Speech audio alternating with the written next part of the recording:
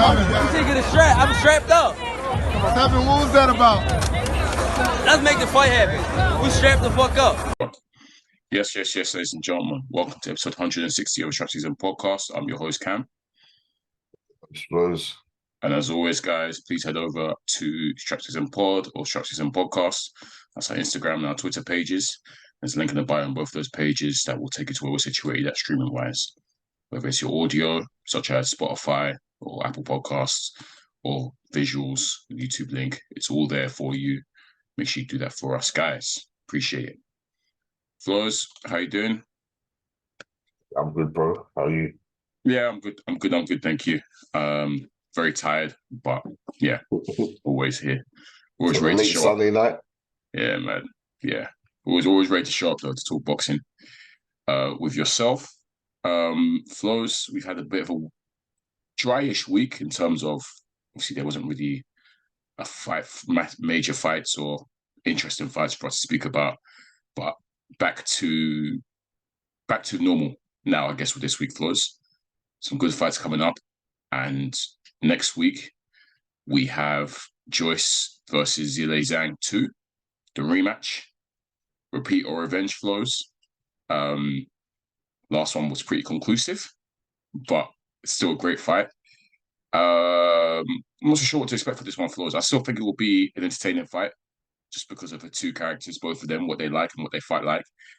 But obviously, last time, Flowz, we were very, very vocal in saying that there's a certain way Joyce has to approach this fight. If he doesn't, it could be curtains for him potentially. And that got proven to be true. So, without sounding like a broken record, Flowz, that same advice that we gave to Joyce in that first fight really applies to him again. That's really, and what he shouldn't do is how he fought that first fight in terms of standing there, not moving his head, showing zero movement, and just plodding forward. Oh man, move his head. So yeah, pretty succinct, right, Flowz, in terms of just do what we said you should do for that first time. Yeah. Yeah. I for you, I mean, yeah, I guess it's supposed to say for you, right? Yeah. It's still a 50-50 fight in that sense. Well, I guess bookies will probably have Zhang favorite, but look, we said it last time. Zhang was tired, as hell. And I felt if the fight continued, obviously it was stopped because of his eye swelling up, and you saw Joyce start to up the ante while Zhang was really and truly faded in terms of stamina. Complete opposite. Zhang wasn't throwing, apart from the odd left hand, and Joyce was throwing loads. Yeah. So it's same again. If Joyce can avoid getting pieced up and plodding forward and just walking onto shots and getting out jabbed, and Zhang ain't gonna. He didn't look like he was gonna last that fight. If that fight continued, like I said, I think Joyce would have got to him. Not saying he would have stopped him. Not saying he would have even won, but he would have taken those last few rounds because he was up in the ante and Zhang was knackered. But yeah, I think Joyce, hopefully he knows what he needs to do to correct it. But yeah, we've seen him. We've seen you wobble now. So Zhang's got confidence. He's seen you wobbled. He's seen you hurt. So yeah, I think Zhang should be confident as well that this time I'm actually going to put you to sleep. But at the same time, I think Joyce should know what he needs to do to right that wrong. I think that first fight was a wake up for Joyce. Wake up call for Joyce, right? I think that he himself knew, because again, he settled into his bad habit of plodding forward and relying on the chin, because obviously the pre-fight build-up to that first fight, the way Joyce was speaking in terms of how he's going to approach it, I'm thinking, well, you're saying the right things. He was saying, I want to move my head more and be a bit lighter on my feet and whatnot. So I'm saying, so maybe you just fell into your bad habits And they say what a leopard can't change his spots, something along those lines, right? But I feel like tasting that defeat is enough of a wake up call, enough of a jolt to the system, right, Flowz, for Joyce to be like, okay, I said what I was going to say last time, and I didn't carry that out, but I'm going to have to be serious about this because he himself will know, Flowz, second loss on the bounce to Zhang, who Joyce is what, 37, 38. That could be curtains for him. That could be curtains for him. It's like, well, in terms of he's trying to fight for world titles, right? Yeah, this is straight B line for Alexander Usyk.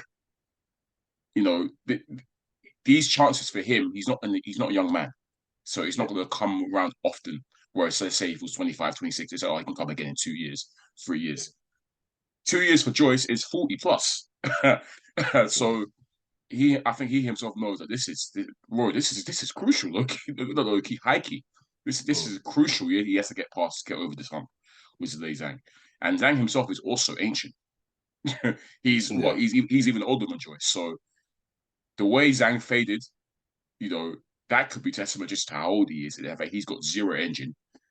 This fight, he's older now from this fight. So this is a great opportunity for Joyce. And yeah, I feel like without the eye injury in that first fight, Flowz, Joyce would have gone on to win in the fight because just from the output alone, Zhang was barely, and unfortunately, the eye injury added to the fact that when Zhang did throw, because that left hand couldn't miss, because Joyce couldn't see out that eye. I mean, he couldn't see out of his eye. It was just pinpoint every single time because Joyce's vision was impaired, right? So I think he would have gone on to win that first fight if it happened, but it didn't happen and the luck was against him. But this fight, I feel like, he would have taken that wake-up call massively. And that's why I feel like he should be able to have enough minerals to get Zhang out there. Obviously, it's the heavies. You never know. You never say never. And Zhang hits hard, as we've said before, as we've seen. Zhang hits really, really hard. So, yeah, he should. You mentioned he probably have confidence. He should have confidence. Yeah. And he should go out there looking to. I want Zhang to. If I'm Zhang, game plan for me is because you don't have an engine. I'm not expecting him now to miraculously have downloaded an engine suddenly out of nowhere, Flowz. Yeah. So his best bet maybe is to get Joyce out of there early. Yes. So I can't lie. I'm trying to see Zhang just swing for round one. for round one. Why not? And that will make for an exciting fight. Because Zhang only fights in one way, right? He, like Joyce, is a creature of habit. So I don't expect him to suddenly, have that game plan of, he's conserving himself in the first couple of rounds just to maintain his energy. He's not like that. I just don't think he's like that. So, hey, man, if he gets Joyce hurt early doors, I think he should just go for it. Loki, empty the tank. Because, he's never going to out-engine Joyce. No way. Never. And if we see Zhang suddenly out-engineering Joyce, Flowz, rather get involved straight away, immediately. There was VAR testing in the last fight. I know that in the last time they faced. So I assume there's VAR testing this time around. Yeah. It better be. But look, Zhang needs to know as well that Joyce is the home fighter, the favorite, the hometown favorite, the A side. You can't rely on judges' decisions in these fights because he won Joyce's mandatory spot for a fight. So look, that's on the line. So you've got to go out there and stop him really and truly. Go and get him out there. You fought him before. You could have got him out of there really and truly. You could have. He didn't get knocked down, did he? He did get knocked down, but the referee could have jumped in, But obviously, I think we mentioned that Joyce's chin works in his favor because really and truly, another fight. Let's say it was David Price, for example. The referee is jumping in immediately. Immediately. But Joyce, it went on for a couple more rounds than it could have because of the fact that, it's Joyce, he's got a monster chin, he's fighting, he can take it. So Joyce was fortunate there, I can't lie. He was. He was getting rocked and wobbled, his eye was mad swole. So look, Zhang, this should mean a lot to you right now because this is your shot. For real. You've been controversially, let's say, decisions haven't gone your way in the past. put into the Hrgovic fight, where he dropped Hrgovic. I think twice he dropped Hrgovic, and he didn't get the decision. Yeah. And if that last fight went the 12 rounds, I doubt he would have got the decision. I'll be real. The way the fight was going, I doubt he would have got the decision. Yeah. So yeah, don't leave it to no decisions. I need fireworks again, because the last fight was a cracker. Let's be real. So we do it would be as well. Yeah. What are you saying? For repeat? We'll see another cracker, right? You reckon? Yeah. In terms of a cracker, in terms of results, I actually think Joyce will right the wrong. Yeah.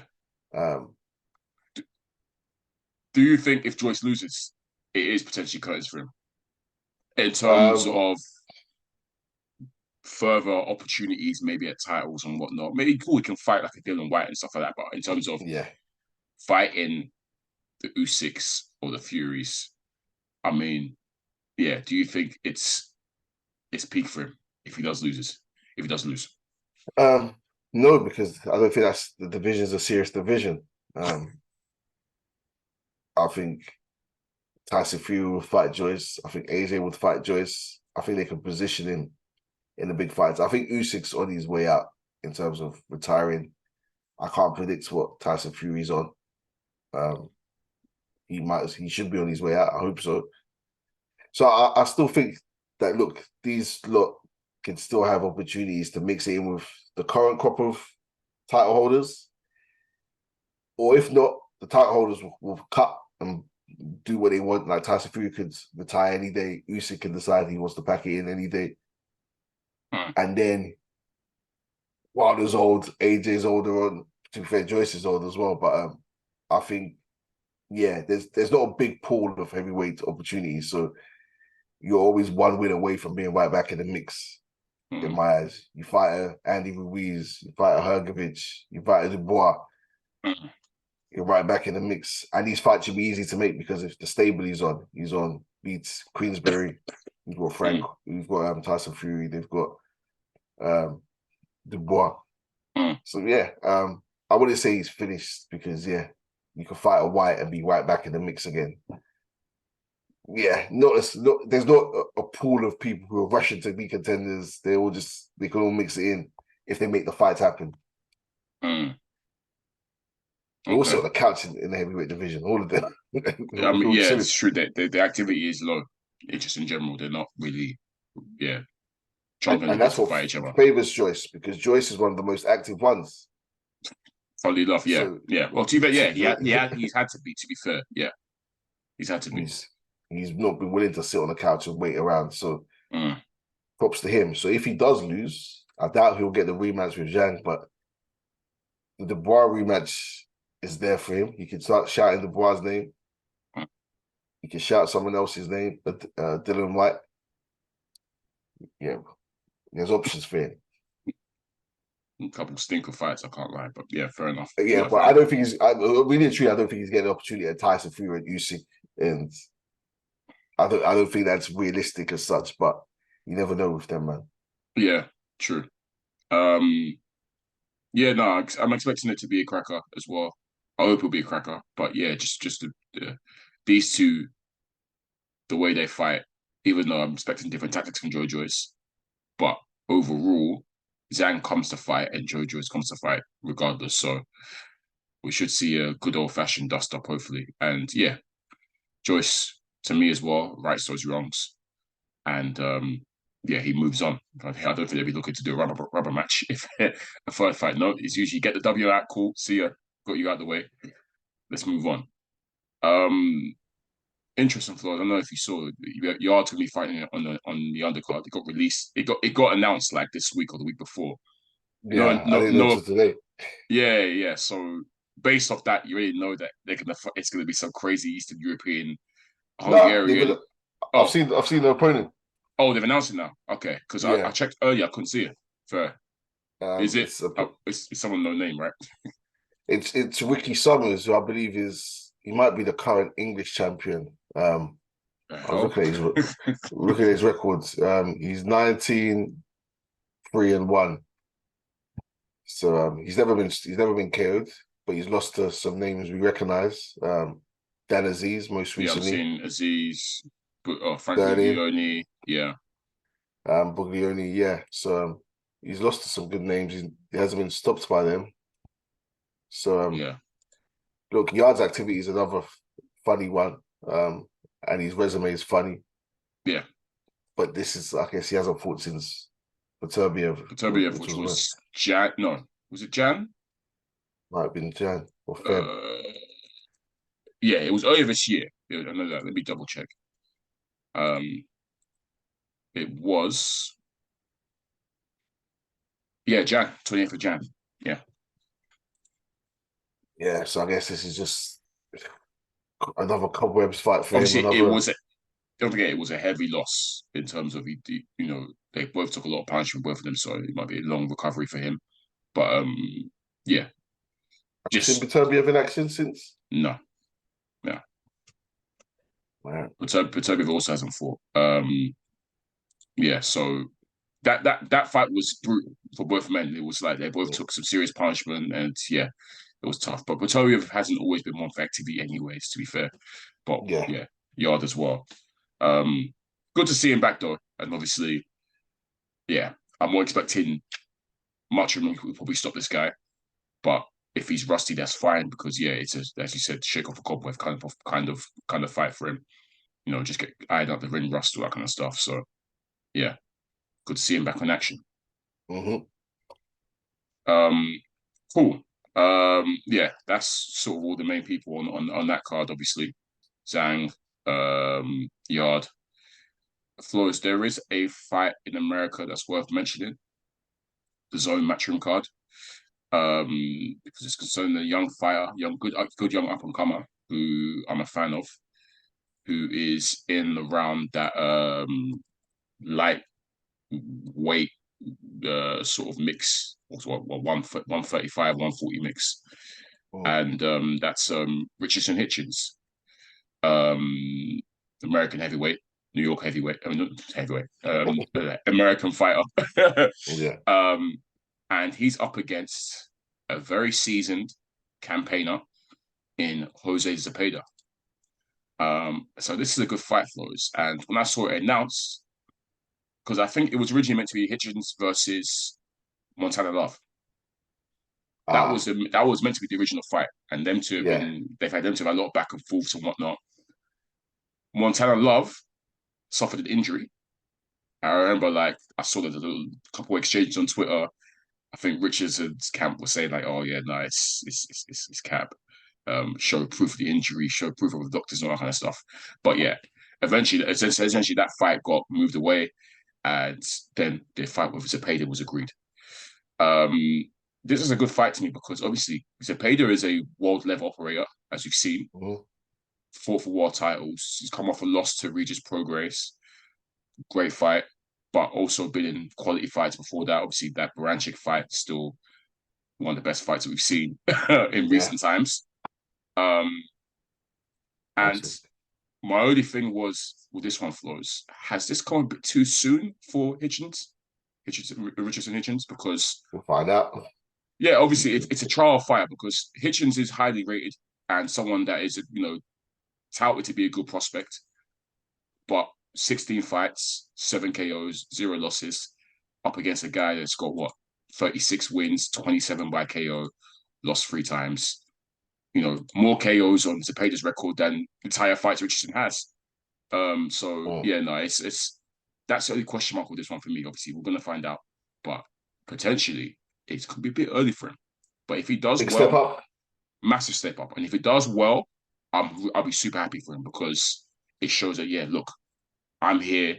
I'm now stepping into contender status, not just prospect status. I'm a contender because Zepeda isn't food. Zepeda's, as I said, world level, top level fighter. So, and he hits hard. So this is, to me, it's a very intriguing fight. I look forward to it. Yeah. And if he wins, it just makes the division more stacked, really. Yeah, man. Like you say, it makes him a contender, puts him right in the mix. Yeah. And then we can start eyeing some mouth-watering matchups. Yeah. And he's involved, his name's involved. And that division's hot already. Bro, as we know, these young bucks, they all know each other. from the amateur days. Some of them are obviously pally. Some of them beef each other. I think he's cool with Shakur. I think he's I think him and Shakur are boys. I think he's Shakur anyways. I'm pretty sure I've seen a couple shots between him and Prograis, him and Haney. So yeah, as we know, these young men they're quick to rise it. So that's and again, because they're very familiar with each other, they can speak with each other. You know, it's like, oh yeah, I did you dirty and sparring. I did amateur. You was running for me, blah, blah, you know, that kind of stuff. So yeah, that energy's there with him as well. So yeah, which is pretty cool. But good luck to the young man. It's a big step up fight. Because if I compare, like, if you look at resumes, like, the people he's fought before Zepeda, like, these are guys that you won't really know of at all. So that's why I was thinking, wow, Zepeda, that's a step up, boy. But we'll see. The cream rises to the top, right, Flowz? Exactly. We need to see it. It's good. We just need to see these men taking step ups. No easy touches and waiting around for light touches or vacant belts and whatnot. We need to see them mixing in. And also, McCaskill's on the undercard as well, Flowz. She's defending her belts against a chick called Sandy Ryan. Yeah.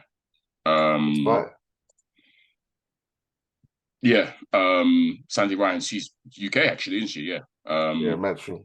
Yeah. So good opportunity for her to try and win some belts. And obviously, McCaskill's the one that, just to remind the listeners, that's the one that dethroned Breakhouse, isn't it? Yeah. McCaskill's one who dethroned Breakhouse. Beat her twice. Who pieced her up recently? Is someone pieced her up? McCaskill? She didn't look. I remember she didn't look too good against. Let me get the chick's name. Was it Cameron? Was it Chantal Cameron?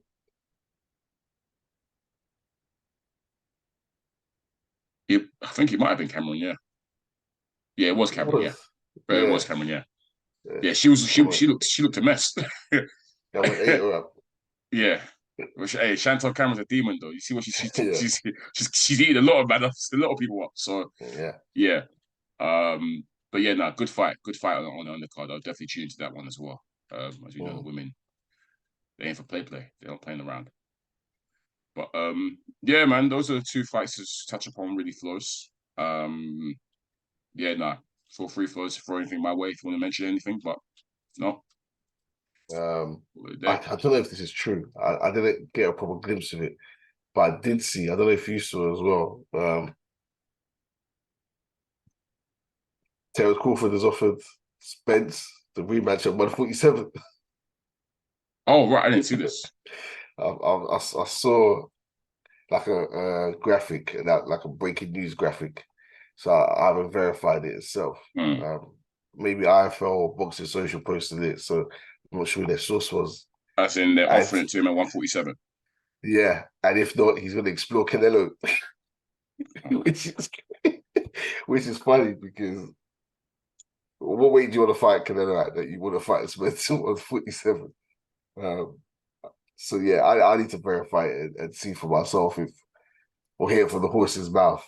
Yeah, but that's a funny offer. Obviously, last week we said that Spence has activated the rematch clause, so yeah, they've all get out on the negotiation table now. So Crawford holding the cards, maybe wants to toy with it.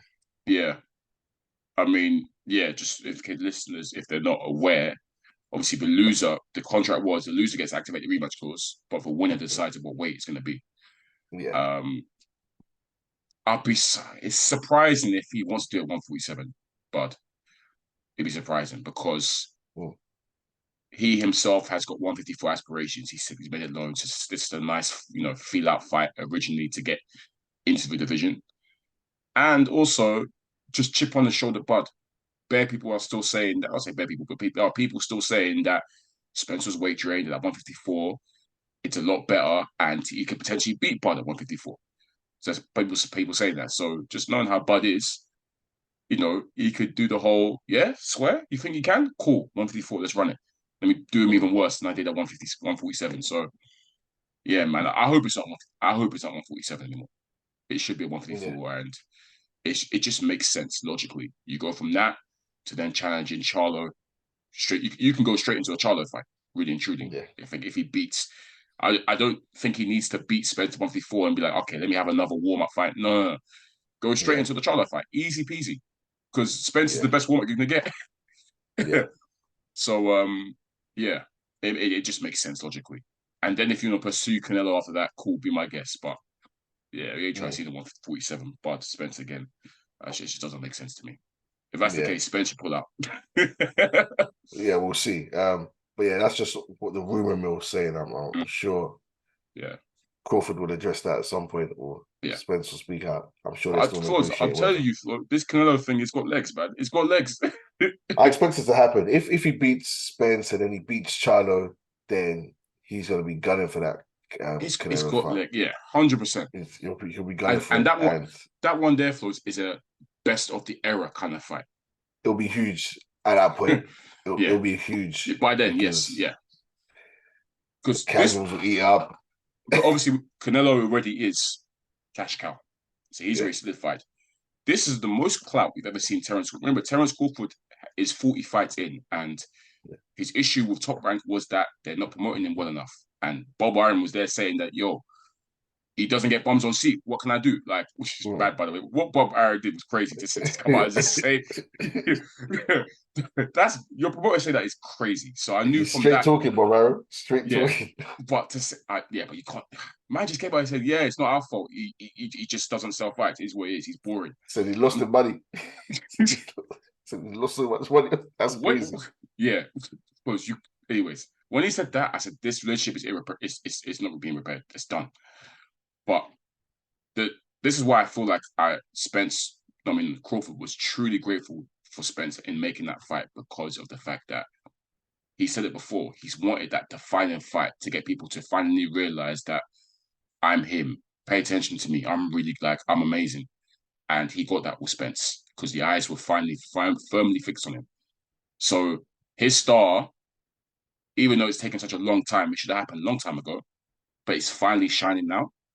So obviously, by taking out a Charlo and then beating Spence again and taking out a Charlo, by then he probably be the highest he's ever been in terms of like star shining, brightness. So yeah, and then that Canelo fight is gonna be major, major money if that happens.